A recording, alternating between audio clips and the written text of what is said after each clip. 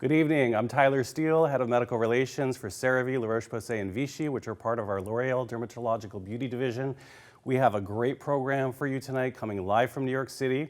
If you clicked on the registration to get here, or whether you saw the invitation live, I'm sure you know we have some amazing speakers for you this evening. Dr. Hilary Baldwin and Dr. Alexis are known for publishing hundreds, if not thousands, of peer-reviewed publications.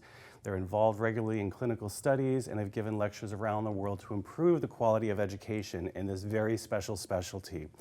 We also have with you this evening a special guest from our R&I division. His name is Brian Bodnar, and he's one of our principal scientists, and he's going to go through photoprotection along with our doctors. You also hear about our data-driven beauty around hyperpigmentation and the skinification of scalp. A little bit about L'Oreal R&I innovation. It's one of the things that makes me most proud to be part of L'Oreal because we spend over $1.4 billion a year in R&I. That's across 4,000 scientists that we work with around the globe. Little known fact perhaps, our founder, Eugene Schuler, who was a cosmetic chemist, his first invention was the first hair dye, and his second invention was the first sunscreen. We have innovation centers around the globe, as I mentioned, and I've been lucky enough to visit several of them. We have, as I mentioned, 4,000 scientists that regularly work on evaluations, patents. One of the centers that's really exciting is our EpiSkin Center in Lyon, France. There they develop a synthesized skin that uses real human tissue. We not only use this for L'Oreal to forego animal testing, which we've done since 1989, but we also make this available for pharmaceutical companies. So to hear more about the innovations that go into our products, I'm going to turn it over to my colleague, Brian Bodnar.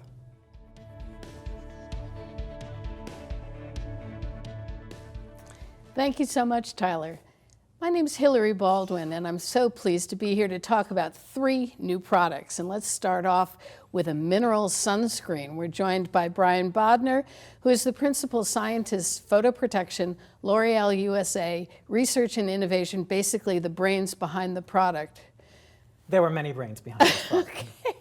But yes. You know, one of the interesting things that we're going to talk about here today is that everyday ultraviolet light exposure is a crucial part of this whole process. We often talk about going to the beach, getting a sunburn that increases skin cancer, increases premature aging, but we forget that that everyday little bit adds up over time, and that it's accompanied by changes in the barrier of the skin. That increased ultraviolet light exposure decreases the barrier function of the skin.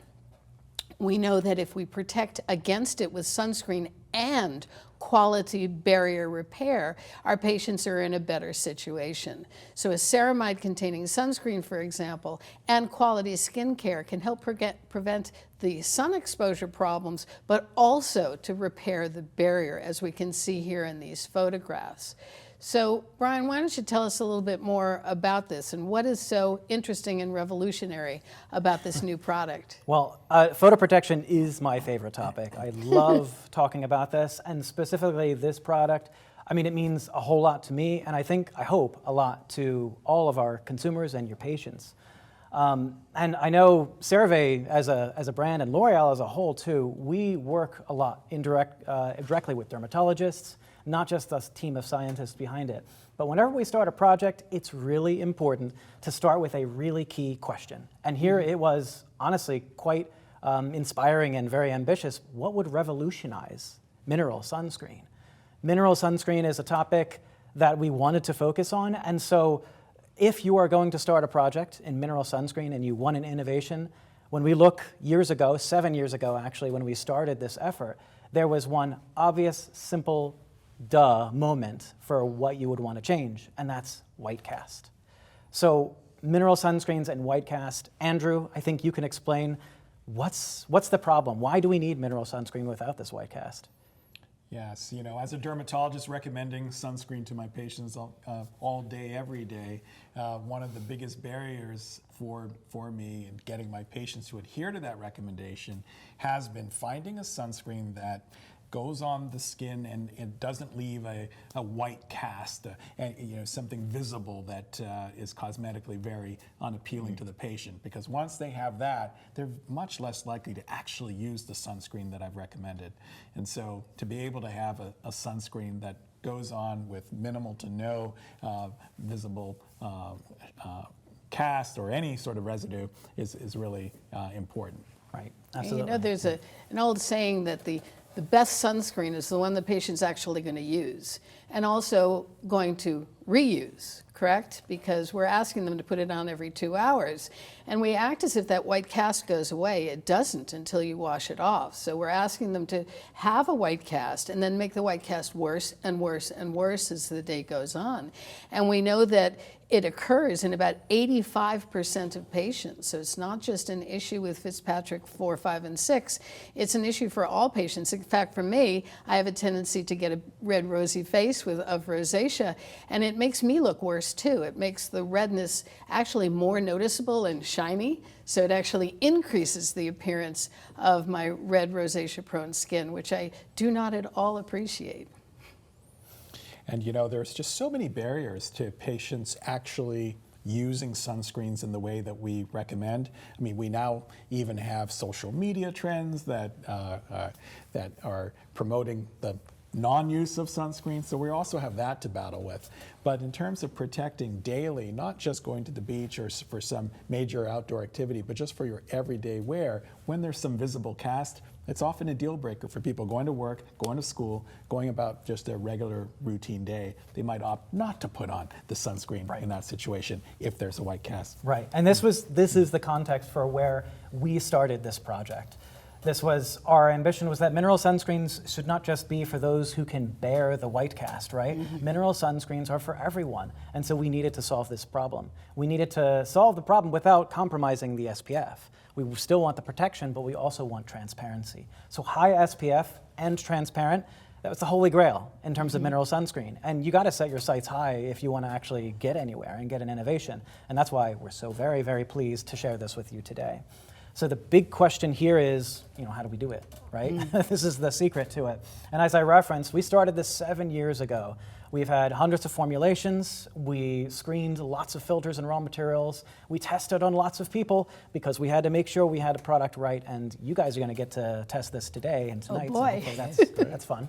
But how we did it really boils down to two things, that we had to understand two things. First, these are mineral filters. They're solid particles. We have to make sure that we choose the right ones to give us high SPF and transparency. Makes it make sense. But there's also a second piece that's really important, and hopefully by the end of when we talk about this, you'll understand it too. It's the homogeneity of the deposit. It's how even those filters are on the skin. And that has a direct relationship to how well we're protecting consumers. Just as it's important for controlling the product to make sure that they want to actually apply it, it's really important to control that in the formulation level too. So when I say we start with mineral filters, it sounds like TiO2, titanium dioxide, and zinc oxide. Those are your choices, right? So Brian, what are you talking about? Just choose one of those, or maybe a combination. You'll figure it out. Why does it take this long? Well, you have to consider that these mineral filters are solid particles. So think of them almost like baseballs or golf balls or tennis balls. If you take balls as one sort of general category, balls come in different sizes, different shapes, different sort of colors, different attributes, and really, mineral filters are no different. Yes, there's titanium dioxide and zinc oxide, but there's lots of different particle sizes, different ranges of sizes, some narrow, some wide. Additionally, they have different treatings and coatings. Treatments and coatings, these are processes which add some molecules to the outside of the filters that make them easier to formulate or better aesthetics and higher performance. And so who doesn't want that? But we have to sort through all of those, right? So that's a big effort. And in the end, this effort, we had to figure out on the hundreds of different mineral filters, how to choose the right ones that actually have the performance. So we used a process by which we had to choose. We had to figure out, based upon these hundreds of raw materials, can we look at their characteristics out in the outright and say, this one definitely not, this one maybe yes, narrow that down to a smaller subset, and then we actually have to put this in the formula. We can't just test the raw materials themselves. So we have to choose a formula base that we know is dependable and we can rely on it for good formulation practices. We use an automated way of doing that. And then finally, we have to analyze. We have to actually measure to see. And how do you measure whitening? Well, you develop a really good assay. And we had a nice spectrophotometric method using a colorimeter to measure white cast. And in the end, we actually selected our filters. So scientists, we like to gather data, we like to put it into charts and all this other fun stuff. So here's a chart, right? So on the left, you can see a bar graph, because everybody loves bar graphs.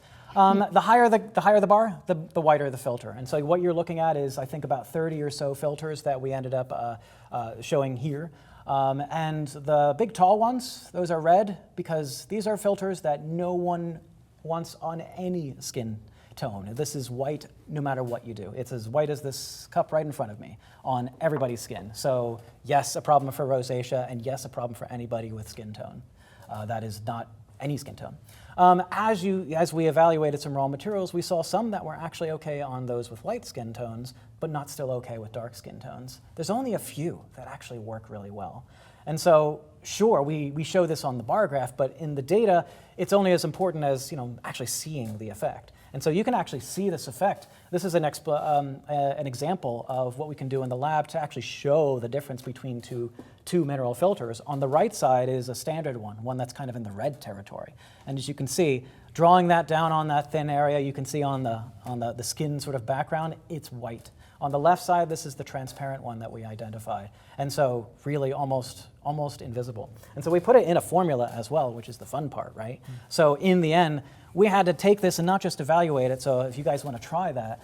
And it's really important to make sure that we don't just measure and identify the mineral filters, we have to put it in a formula that you want to apply. And I hope you'll see what we see when we apply this on many consumers in the end. And that's that really, don't take my word for it, take the word of everybody who applies this. And so, I don't know, you guys want to comment on what you're seeing? Yeah, I'm not seeing Well, what it you're at not all. seeing, maybe, I don't know. It's truly invisible on my skin. I would What hope so, about you? yes. Yeah, that's kind of the point, right? Yeah, what impressed me is I first applied it to my skin. Of course, there was quite a contrast initially, Right. just Yeah. putting it on without rubbing. But just within seconds of rubbing, I can't see any residue. I know, yeah. Sometimes you have to really work Oh, the yeah. sunscreen in to get But rid of the whiteness. You're right. we don't and wanna it's do not that. tacky. It's not Exactly. sticky. And like this is the secret. The secret is just really showing it. You have to see it. So I mean, if you look at the example of where we were here on the slide, you can see that woman on the left. She has, compared to what was sort of a mineral sunscreen of the day, a SPF 40 mineral sunscreen that was pretty standard technology. She's not wearing that outside, is she? She's not even applying the correct amount ever. That's a deal breaker. Absolutely. And yet, the one on the left, that's hopefully this technology in the end, you would expect that you can wear that one correctly. And we've tested on lots of consumers, and so we know this does work. In total, we've tested on more than 2,500 consumers over the course of a lot of the studies and different formula iterations. And so we really have a confidence in this product. And as you can see, that's sort of, I think, warranted. So, Andrew, what about the aesthetics too? Because you mentioned when you were applying it, it was good, I hope, in the end. Is this just about, good for you? How important is it for sunscreen? I mean, it's critical because if the aesthetics are off, if there is an actual visible cast or other visible residue from the sunscreen, that's going to impact adherence. Patients aren't going to use the sunscreen in the way that we recommend.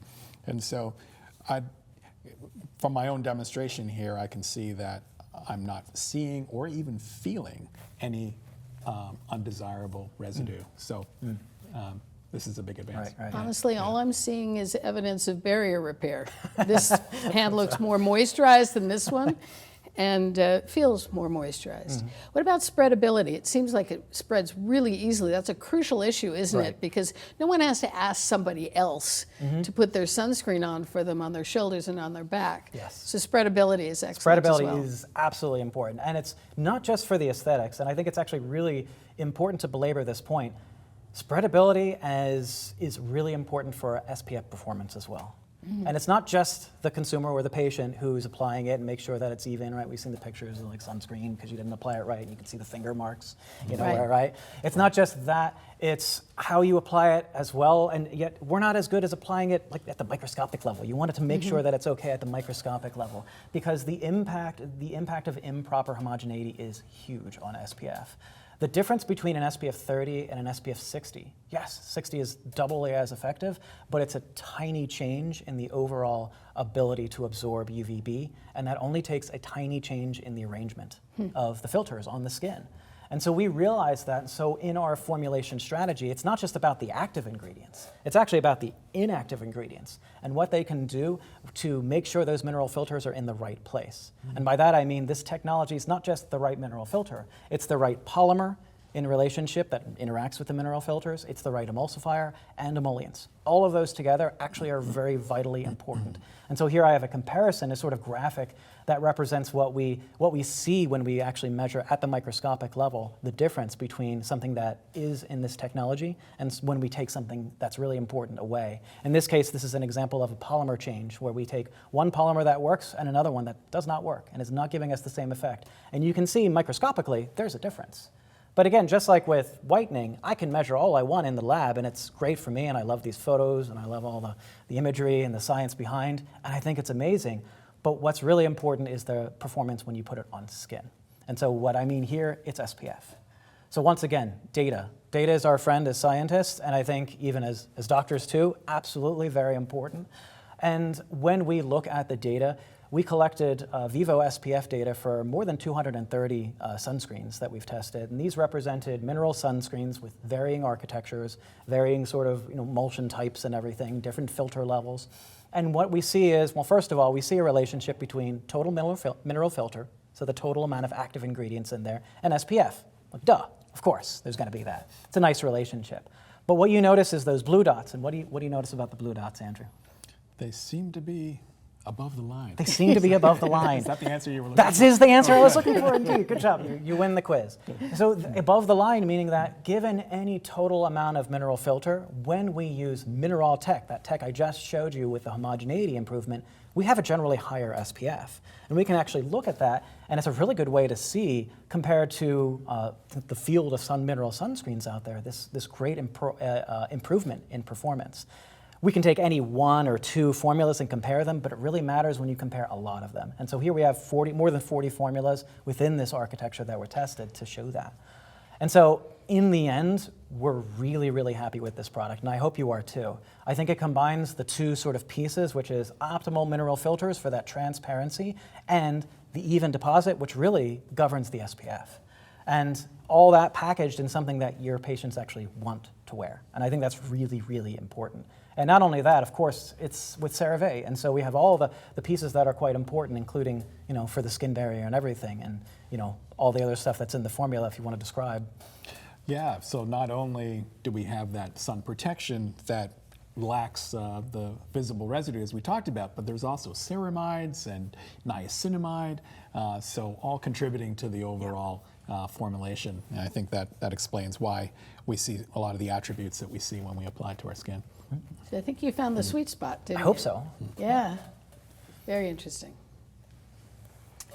Okay, well, thank you so much, Brian, for all of your information and instructing us on how to use mineral sunscreen. We appreciate it. So let's move on now to talk about hyperpigmentation in diverse patients. And Andrew, take it away. Talk to us about MELA-B3. Be happy to. Thank you, Hilary. So, as you know, I practice dermatology here in New York. I treat a very diverse patient population, and many of my patients come to see me specifically for disorders of pigmentation. And out of those disorders of pigmentation, hyperpigmentation disorders top the list. Right. And so we've been talking about photoprotection, and most of the time when we think about photoprotection, we're thinking about preventing skin cancers. Right. We're thinking about anti-aging properties of sun protection. But less commonly are we thinking about the importance of photoprotection in the context of treating hyperpigmentation. And it's just so important to emphasize that, because when it comes to treating hyperpigmentation, sun protection is the first step. It's Right. really fundamental. Another thing, when we take a step back and look at the disorders of pigmentation that we see, there's such a broad range. We've got our post-inflammatory hyperpigmentation from a whole host of inflammatory conditions like acne, which is near and dear to your heart. Right. And we know that our acne patients and other patients with inflammatory disorders can be just as impacted by the hyperpigmentation as they are by the primary inflammatory disorder.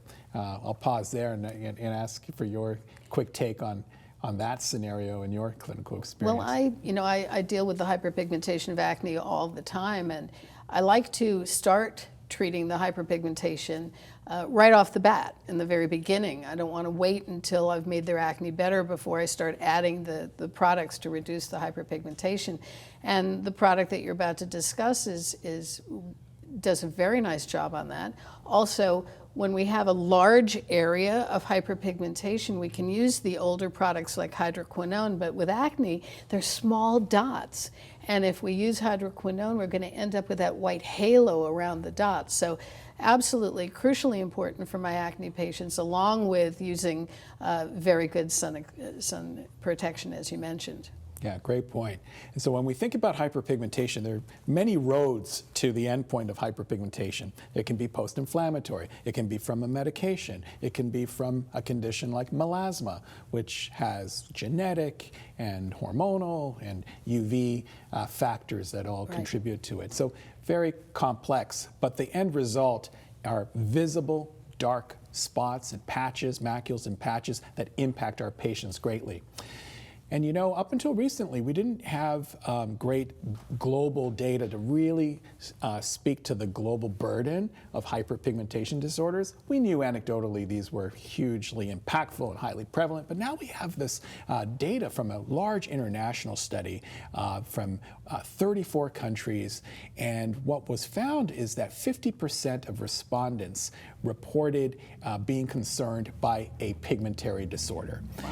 The specific disorders included solar lentigines, axillary hyperpigmentation, periorbital hyperpigmentation, post-inflammatory hyperpigmentation, of course, and melasma, and also vitiligo. We'll talk about, we're going to focus on the hyperpigmentation end of these disorders for this evening.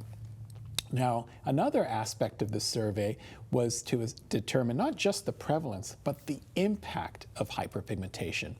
And this is a validated scale for the degree to which a pigmentary disorder is stigmatizing to the patient. And here are some of the responses from that scale that respondents entered. Look at these high percentages of patients who said it was better to conceal or hide the visible parts of the affected skin, to refuse direct contact with the public as a result of the pigmentary disorder. And even more impactful, when asked, have you felt that you have been less loved by your family or your friends because of your pigmentary disorder? Look at these high response rates. That's so sad. Yeah. You know, all of this information is really very interesting and really highlights how important this is to our patients. But to feel less loved because of hyperpigmentation, or to sense that people are responding to you in that way and discriminating against you at work is just profoundly life-altering.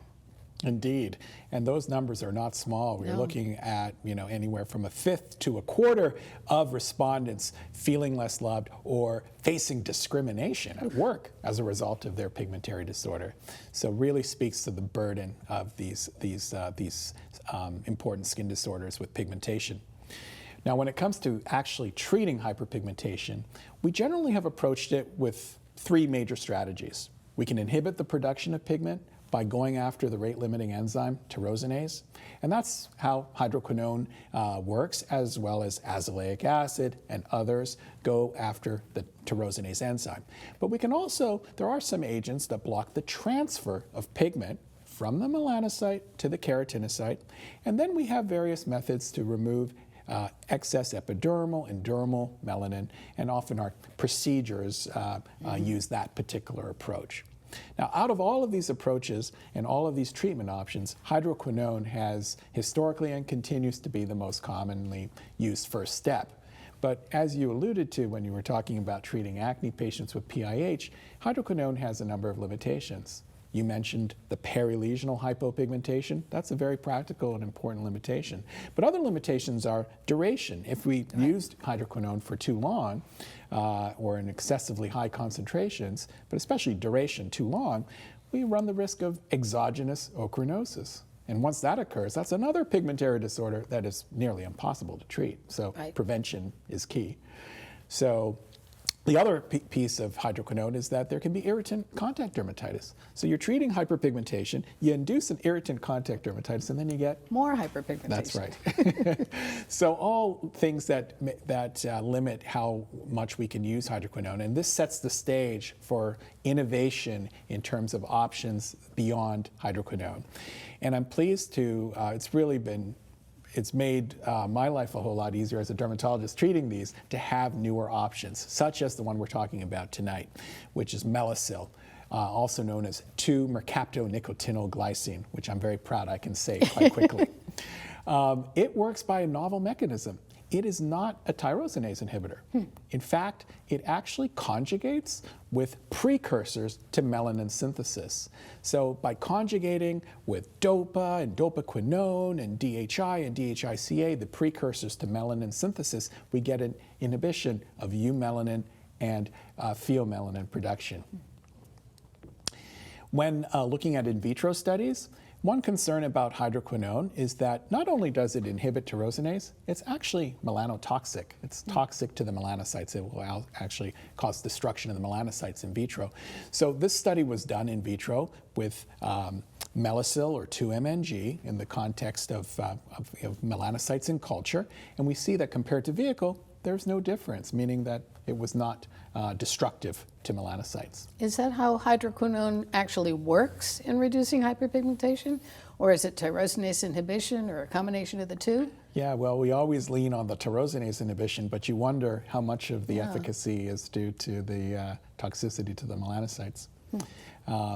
But on the right-hand side, this is looking at ex vivo human skin explants, and on the far right is showing the degree of pigment reduction from 2-MNG or Melasil in comparison with other agents that reduce pigmentation, and we see that significant reduction from 2-MNG at the concentration shown. Another study looked at the degree of inhibition of immediate and delayed pigment darkening following UV exposure. So it turns out that Melasil, or 2-MNG, has been shown to inhibit both early and delayed pigment darkening. And on the images, what we're seeing is 4 days post-UV exposure, seeing some inhibition of that darkening post-UV, which is an interesting effect of this molecule. Now, where do we find this molecule, 2-MNG or Melasil? It's in this commercially available formulation, the serum called MelaB3. And in addition to the active ingredient Melasil, it has some other agents that contribute to its overall cosmetic acceptability, including LHA and retinol palmitate, which contributes some exfoliation and skin renewal, 10% niacinamide, carnosine, which is an antioxidant, and hyaluronic acid and glycerin, which help to support a healthy barrier. And so put all together, we have a very well-tolerated product and an efficacious product with respect to reducing pigment. In terms of efficacy, here are some of the data that we can talk about. And there are many studies with this, and we're just going to show a couple of comparative studies which I think are most interesting. So the first question that comes up is, well, how well does this work in comparison to what we know, which is 4% hydroquinone? So a study was done, a randomized parallel group study, comparative study, investigator blinded, where one group got the MelaB3 serum, where the other group had 4% hydroquinone used nightly. Both groups had melasma as the primary condition that was being treated, and it was 102 women. And the results, bottom line, is that there was non-inferiority of the MelaB3 containing serum, the MelaB3 serum, over a 3-month period. So we see comparable efficacy with respect to improvement in melasma between our gold standard 4% hydroquinone and MelaB3 serum. Without the potential complications of hydroquinone. Very important So to state. parity without the downside. Exactly, and so whereas with hydroquinone, after 3 months, I'm thinking about stopping or tapering my patient off that hydroquinone. MelaB3 with Melasil, there is no need to stop it. Right. I can treat long term, which is particularly advantageous for a patient with melasma, being a chronic relapsing disorder of hyperpigmentation. What about tolerability in the short term? If we look at the first two sets of bar graphs, we see this represents day 28. And what we see is that compared to the Mela-B3 product, which is product A on the left, hydroquinone 4% did have a greater proportion of patients with tolerability issues, signs and symptoms of irritation. And I think that that's really important, that early time point, because that's sort of the make or break time point when you initiate therapy with a patient. If they're having tolerability issues, particularly in the first few weeks, days, weeks, that's going to determine whether they're going to continue, isn't it? Absolutely. I mean, if that's what happened to me, I would never use it again. And we mentioned before, of course, that irritation begets hyperpigmentation. So crucial issue. Important. Crucial. Now, what about quality of life impact? So in the same study, the effective treatment on quality of life in melasma patients was looked at, and we see comparable reductions in quality of life impact of melasma, whether it's 4% hydroquinone or Mela-B3, so parity there.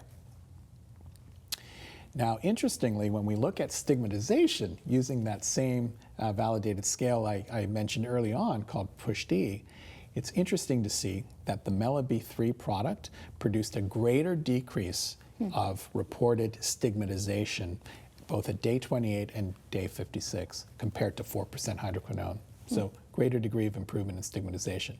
We can hypothesize maybe why that would be. Here are some clinical cases. When you look at a patient like this, Hilary, do you think that this is a satisfied patient after 3 months of treatment with non-hydroquinone agent? With no irritation? Absolutely. Here's another example with really what I would say clinically meaningful improvements in the melasma-associated hyperpigmentation. Look at the forehead, and a very natural result. I'm not seeing perilesional hypopigmentation. I'm not seeing abnormal lightening of the overall complexion. And so I think all of this really contributes to the overall benefit. Now, what about post-inflammatory hyperpigmentation? There are actually studies of Mela-B3 for acne-induced post-inflammatory hyperpigmentation, including this comparative study. So we always like to see comparisons against other things that are available. And this is a comparison to another non-hydroquinone over-the-counter available product that contains thiamidol.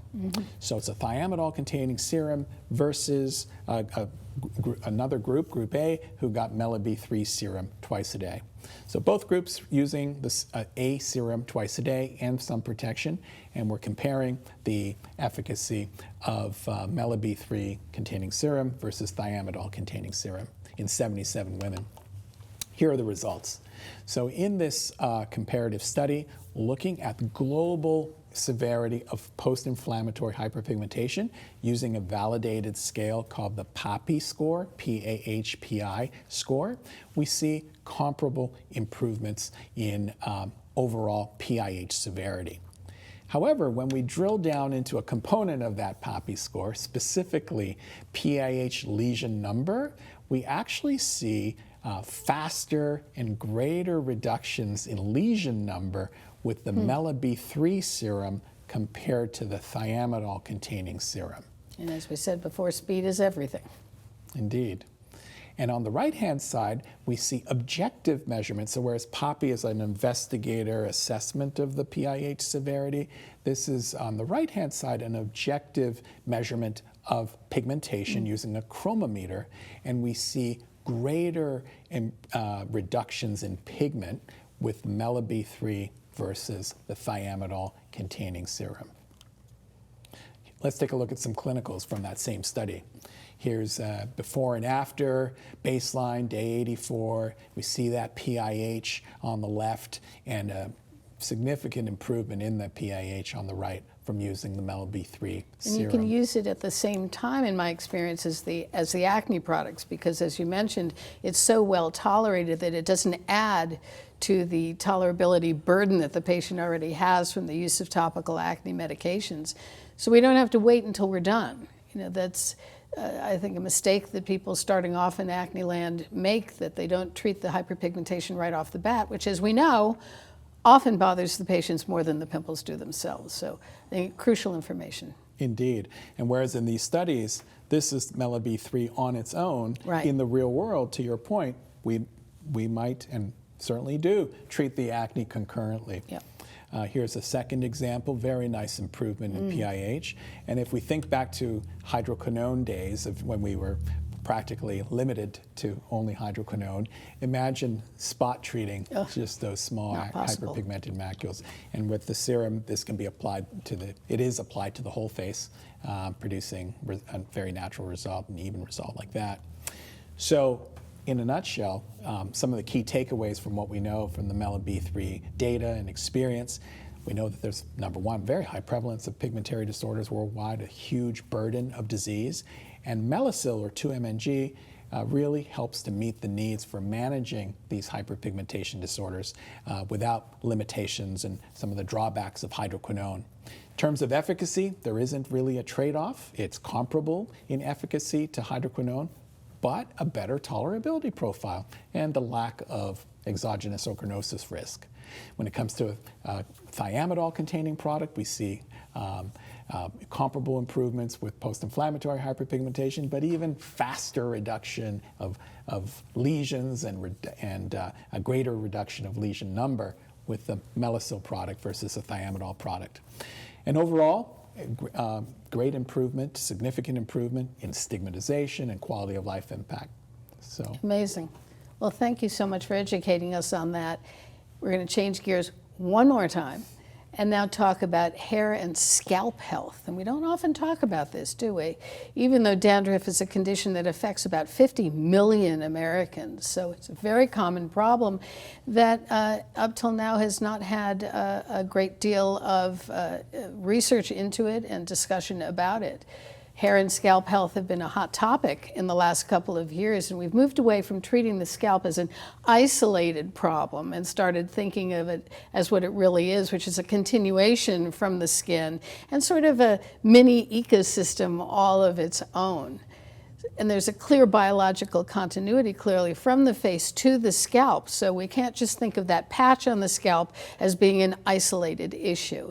And one of the phrases that has been coined is to talk about it being the scalp-hair axis. And I think we often forget about the scalp pathology in the early stages. Now, let me ask you something. In your practice, do patients with dandruff come in complaining of it as the chief complaint, or as sort of an oh, by the way issue? Or do you perhaps notice it in your total skin exam and they haven't mentioned it at all?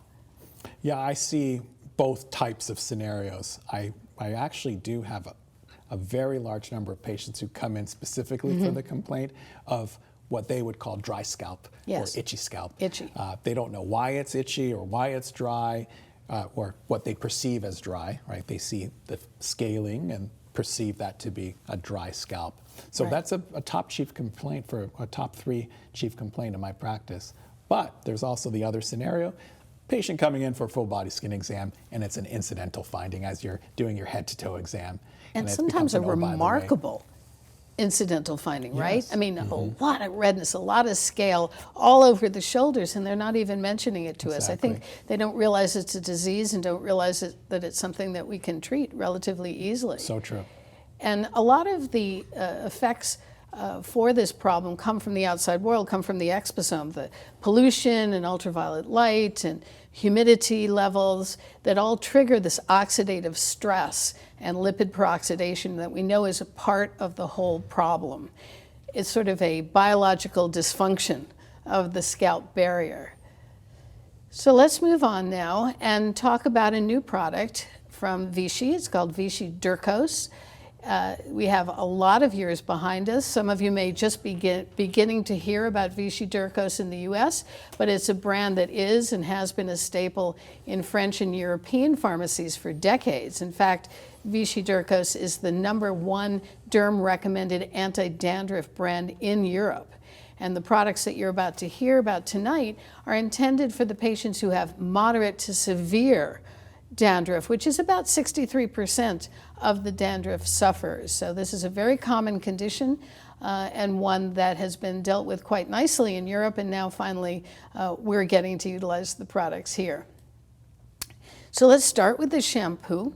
The shampoo is made with 0.6% micronized selenium disulfide, and the micronization is important because it increases the bioavailability as well as improving cosmesis and letting the very low concentration of 0.6%, which by the way is the highest concentration the FDA allows, to do its job. So we have a relatively low concentration so it doesn't cause irritation, and it causes less of an issue with buildup on the hair, for example, allowing the hair to be softer and more supple the way an ordinary shampoo would, as opposed to the way anti-dandruff shampoos frequently make our hair feel and look.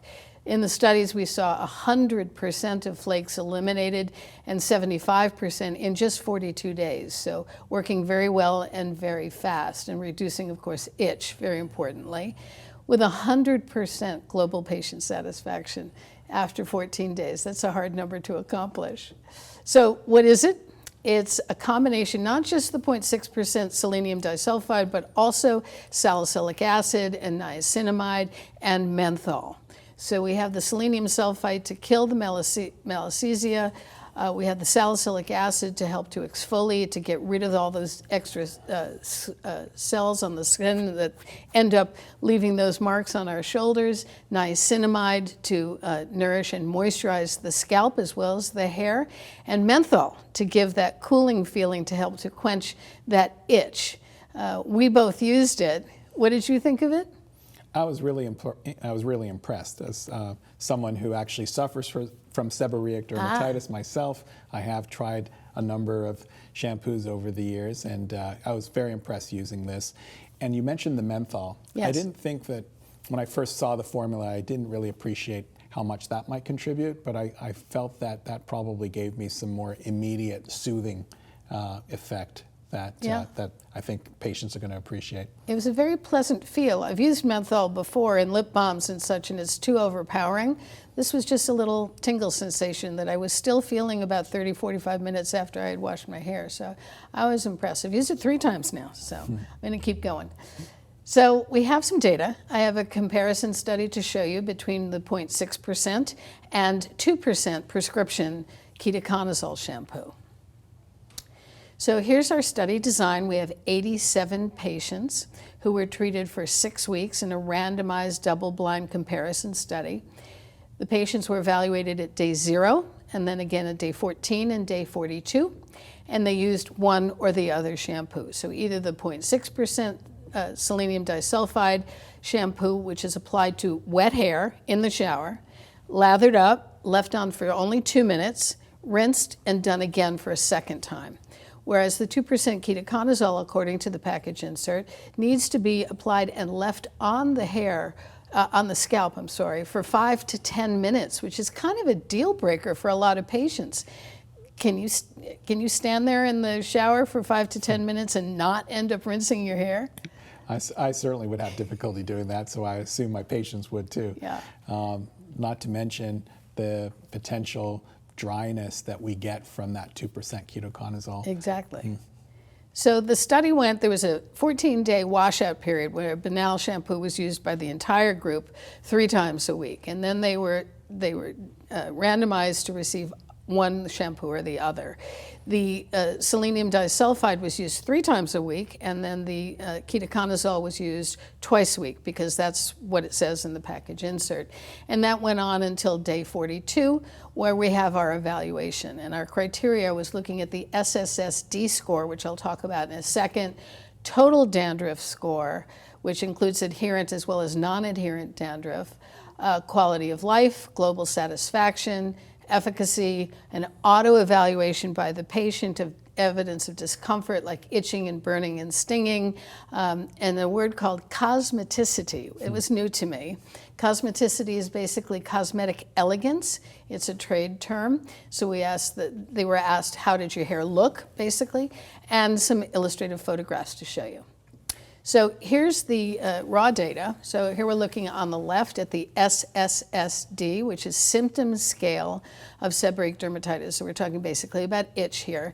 And we see both products giving us about a 75% reduction in that itch over the 42-day period of time. Pretty much parity. although there was a numerical superiority of the selenium disulfide over the ketoconazole. In the middle, we're seeing the total score of dandruff with a 78% reduction. Again, the two products both working very well, but numerical superiority for the selenium disulfide over the ketoconazole. And same story for global satisfaction. Again, not a statistically significant difference, both products doing quite well. So let me ask you at this juncture, before we go on to the flip side of the coin, how do you feel about this data, the efficacy data itself? I'm impressed by the efficacy because this is being compared to the gold standard of 2% ketoconazole from an efficacy standpoint. So there seems to be no trade-off with using the 0.6% selenium sulfide shampoo, which is what we want to see. So in this head-to-head study, no pun intended, we see parity in terms of efficacy, as you can see in this photograph. So we see that there are 3 different hair types. So there's hair type 1 to 3, which is relatively straight, thinner hair, all the way up to hair type 6 to 8, which is the thicker, curlier hair type. So in all 3 hair types, we see about 100% reduction in flakes and up to an 82% reduction in itch. Still impressed? Even more impressed. So we have a couple of 2 videos here to show you. On the left, we're seeing a lusterometer, which measures shine. And of course, all of us want nice shiny hair as well as soft hair. So you can appreciate on the right, the hair after it's been washed with the Vichy Turquoise shampoo, a nice shine to the hair. And then the second question is strength and the nature of flyaway hairs. So there's a machine that can test that on wet hair, which is notoriously more subject to damage. So as we can see here, being able to pull the hair nice and smoothly without all of those flyaways that you would see with another kind of dandruff shampoo. That flyaway issue is a big problem for people with hair like mine. It gives us sort of a halo around our hair. It's very hard to style without smashing it down with a whole lot of hairspray. So in addition to it demonstrating breakage, it's aesthetically unpleasing as well. Yeah, it brings up 2 important barriers that we tend to face with our medicated shampoos. Historically, we like ketoconazole. We tend to get a lack of sheen. It looks. Right. I don't know if you agree with this, but I do. The hair tends to look dull. Yes. And it's drier, and the dryness is not just a cosmetic issue. It can sometimes turn into a dermatologic problem of hair breakage. Right. With excessive dryness, you get fragility, and patient might come in with broken hairs or acquired trichorexis nodosa. Yeah. And that's what the patient said. Here we're looking at cosmeticity, our favorite new word, as well as the perception of efficacy with the selenium disulfide on the left and the 2% ketoconazole on the right. So in all cases, superiority for the selenium disulfide in terms of softness of the hair, the glossy appearance that we saw with that lusterometer a moment ago. It was found to be suitable for any hair type. Everybody seemed to be, as you can see here, happy with the results that they saw both clinically as well as in terms of the cosmetic outcome, making the hair supple and giving it this natural appearance, is not appearing like hair that has been in some way processed. So cosmeticity, we're agreeing, a crucial part of the process of using a dandruff shampoo. So in conclusion here from this study, we see that we have parity for the anti-dandruff, for the SSSD, the global satisfaction, quality of life. The big difference between these two, other than the fact that one is on for 2 minutes and one is on for 10 minutes, is the cosmeticity and the self-perception of improvement. With softness, suitability for any hair type, hair suppleness, and that natural appearance to the hair being things that the patients really appreciated. So in summary then for the shampoo, we're again have a shampoo that has micronized 0.6% selenium disulfide. It was shown to reduce flakes by 100%, can't do anything better than that, to reduce recurrence of both the dandruff and the itch, that pleasant cosmeticity that we were just talking about, and the fact that daily use is probably unnecessary. Because the selenium sulfide is micronized, it's entirely likely that its increased efficacy, increased bioavailability would allow you to wash your hair perhaps less frequently. So let's talk about the frequency of use. What do you see in your practice in terms of how many times a week, you ask your patients to wash their hair? Yeah, when I treat my patients with scalp disorders, including seborrheic dermatitis, I have to take into account their hair washing frequency, their hairstyling practices, both practical matters like how long it takes and cost of hairstyling, et cetera. It's complicated, so we have to find a recommendation that aligns with their hair type, their hairstyle, their hair care practices. And so having a product that doesn't require excessively frequent use, excessively frequent shampooing of the hair is really critical.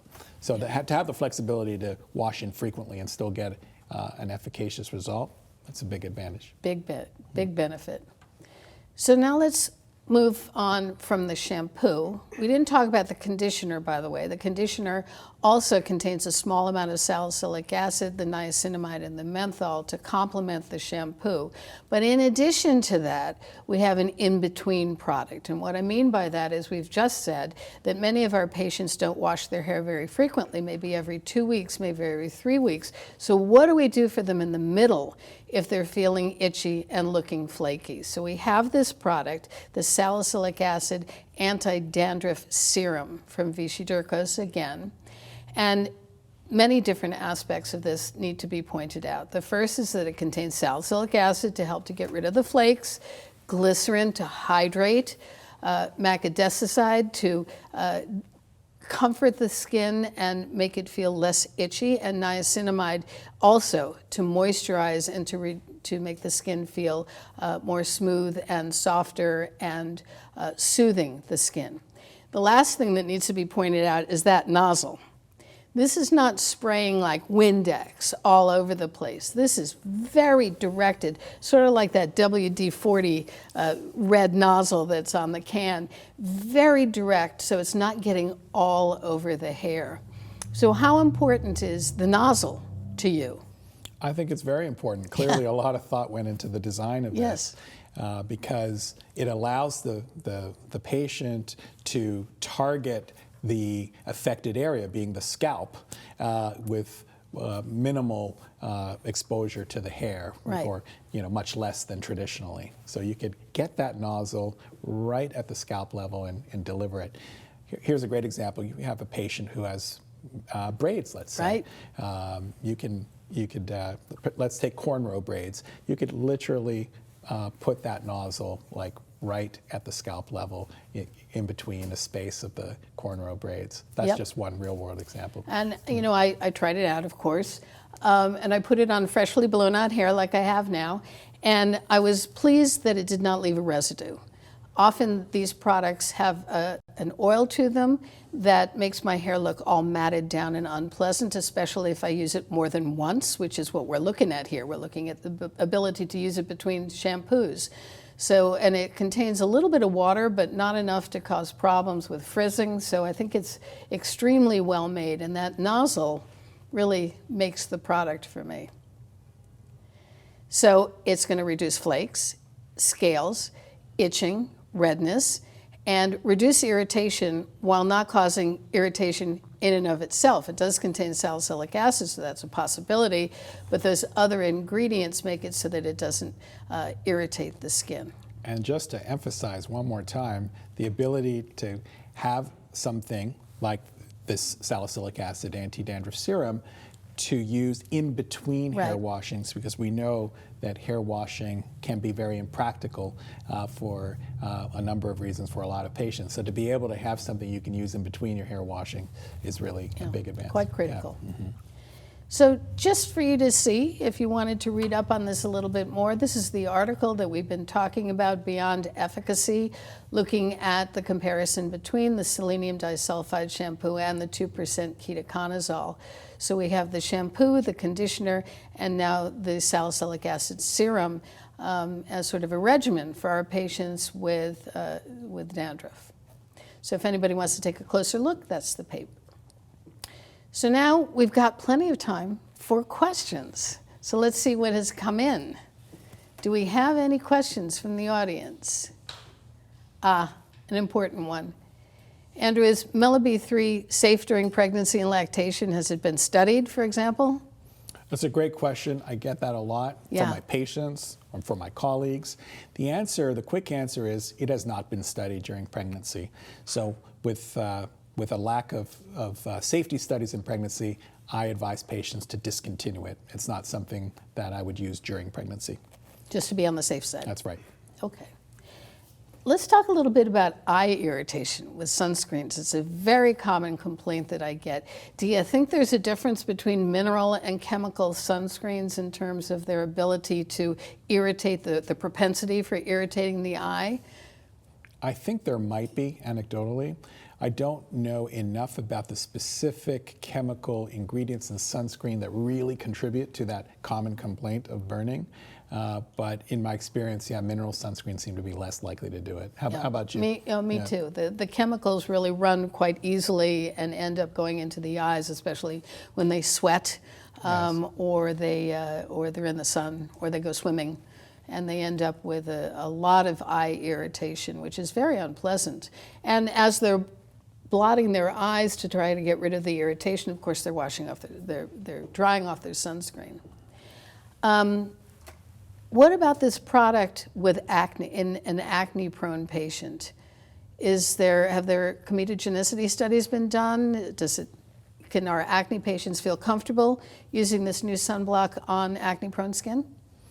Well, I do know that the CeraVe sunscreen, invisible sunscreen, is non-comedogenic, and so I would be confident using it in my acne patients. Yeah, it's a common issue that comes up, and our patients don't like it. They also don't like a sunscreen which is sticky or greasy, because in their minds, greasy skin is associated with acne, and they don't care to do it. And I will add, in that particular context of the acne patient, given that we're frequently prescribing agents like topical retinoids, maybe a benzoyl peroxide agent, agents that can contribute to dryness and disruption of the barrier, it's quite advantageous that this CeraVe invisible mineral sunscreen has barrier-friendly ingredients, right, exactly, like the ceramides and niacinamide, et cetera. Can you use it on a post-surgical area, or, for example, after you've done your suture removals from a biopsy of some sort, to reduce the hyperpigmentation that you know is going to happen? I mean, do you start off ahead of time with the Melasil to try to prevent it? Oh, so using Melasil prior to yes, right when you take the stitches out, because you know the patient's going to hyperpigment. Yeah, it's a great strategy.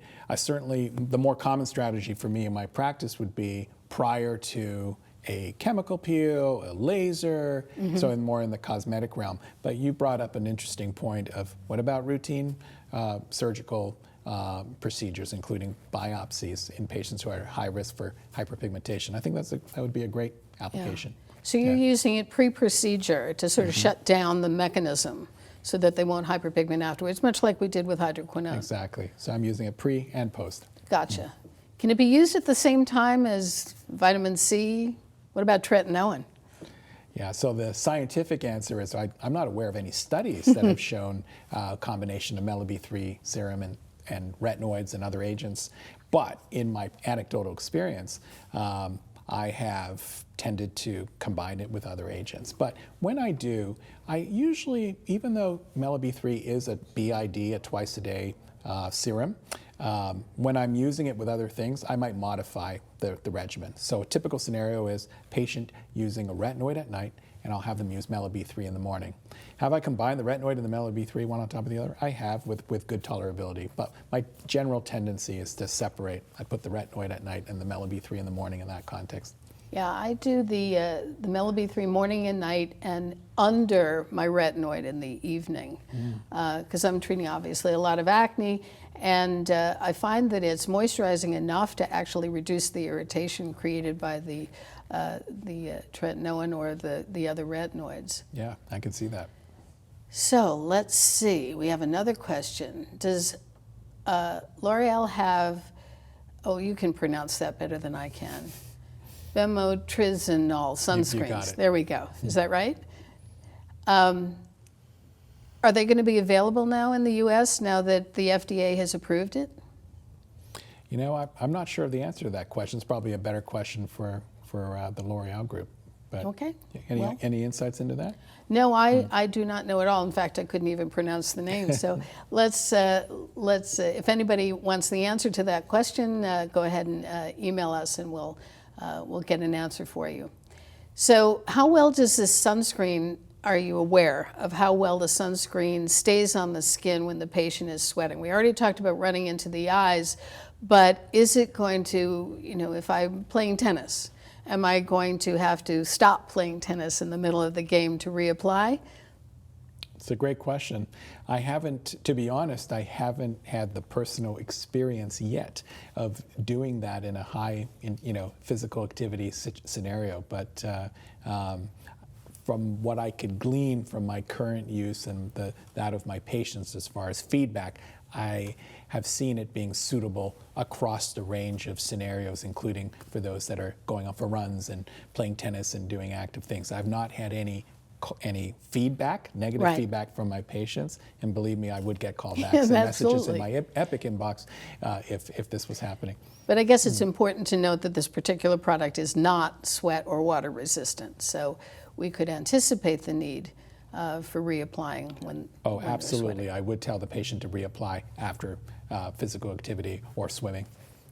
So, specific question on the use of the Vichy Dercos shampoo for curlier hair types. I mentioned that we have the data that shows that it doesn't matter what type of hair you have, the efficacy was the same and the cosmeticity was the same. We have very different hair types. We both use the product. Do you feel that there's any difference in the way that it handled your curlier hair than mine? Well, I found it to be very cosmetically acceptable for my curly hair. Compared to experiences with other shampoos, other shampoos will literally leave some less desirable cosmetic effects that alter when I choose to wash my hair. Yeah. I might not want to wash my hair before a event like this where we're on camera because it would look different. But I was confident in using this product, and I've had no problem at work or here on camera being concerned about what it's made my hair look like. As was I, although I have to admit that I did use it twice before to make sure that I wasn't going to have a problem today. You know, we forgot to mention safe in color-treated hair. It does not strip color from hair, which is so important. And, you know, I dye, you probably don't. But I need to, but that's enough. That's a big issue because when it strips the hair of its color, that means we have to dye more frequently, which is a pain in the neck and it's expensive, as well as not being that great for our hair. So I think, thank you, whoever asked the question, for reminding me to say that, yes, this is color safe for patients with dyed hair. Yeah, such an important practical consideration. Exactly. Well, I think we're out of questions. So, thank you so much, guys, for joining us for this educational program. We hope that you enjoyed learning about the scientific data behind L'Oreal's newest innovations. And any questions that were not answered, we will answer by email. Keep an eye out for the supplement from the program to be published in the fall. Thank you again, and have a great night.